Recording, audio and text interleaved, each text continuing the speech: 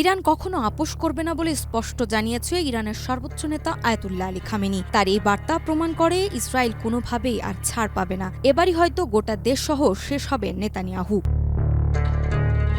মধ্যপ্রাচ্যে চলমান উত্তেজনার মধ্যেই ইরানের সর্বোচ্চ নেতা আয়াতুল্লাহ আলী খামেনি সরাসরি যুদ্ধের ঘোষণা দিলেন। সামাজিক যোগাযোগ মাধ্যম এক্সে একাধিক পোস্টে তিনি ইসরায়েল ও যুক্তরাষ্ট্রকে সতর্ক করে বলেন, ইরান কখনোই ইসরায়েলের সঙ্গে আপোস করবে না, যুদ্ধ শুরু হয়েছে।